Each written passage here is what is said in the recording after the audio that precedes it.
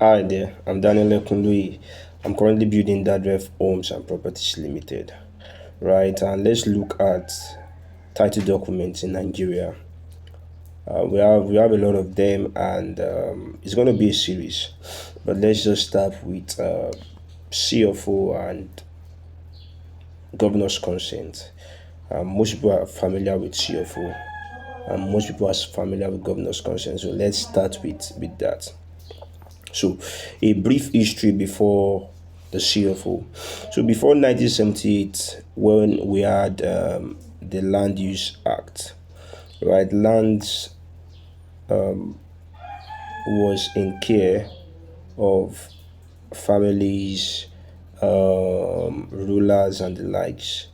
But after 1978, during Obasanjo's military tenure, he vested every land into the hands of the state governor, and every governor in the state uh, owed, held those land in trust of every citizen of the state, right?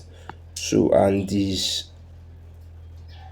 held in trust and given to everyone who needs a land to hold for 99 years, meaning that the land you have is not yours.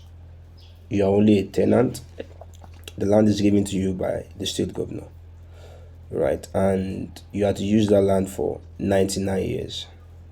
That is what the Land Use Act says, right? So that leads me to defining CFO. So CFO is a legal document that shows that the government has given you this land. It shows that the state governor has legally transferred ownership of a particular land to you.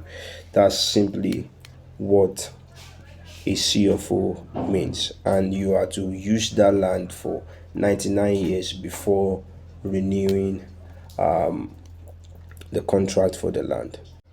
The other document we'll be looking at is the governor's consent, right? And before I define what governor's consent is, I just need to lay a foundation. Whenever you buy any land, right, that has an existing government title, maybe a CFO or an excision or whatsoever, right, the state governor cannot give you another CFO. They can't issue you another CFO, right? So what they do is that they issue you a governor's consent, and governor's consent proves that the state governor has already transferred that land. They have already transferred it to you. Are you getting? So, by definition, it simply means that governor's consent is a title document that shows that the state governor has legally transferred a land with an existing title to you.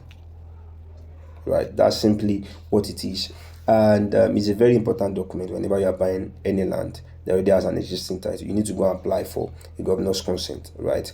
And the fee for governor's consent varies from state to state, right? And um, it is charged based on the assessed value of the property, not the value you are buying the property, right? And you'll be paying things such as fees, such as the consent fee, right, which varies from state to state. I think about 1.5% for Lagos. It must have changed now, right? You also need to pay the capital gain tax. You also need to pay for stamp duty and registration, right? So these are fees you need to pay, right? On the other hand, when you want to apply for a governor's consent, right, you need a completed land from 1C, and this land from 1C is just a questionnaire or an application by the state government that shows that you want to apply for a governor's consent. That's just what a Form 1C is.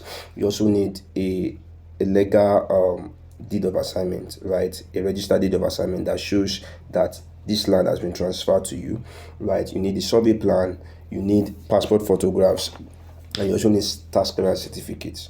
Right? Those are what you need to get a governor's consent, right? I hope you are informed and I hope you learned something. Peace.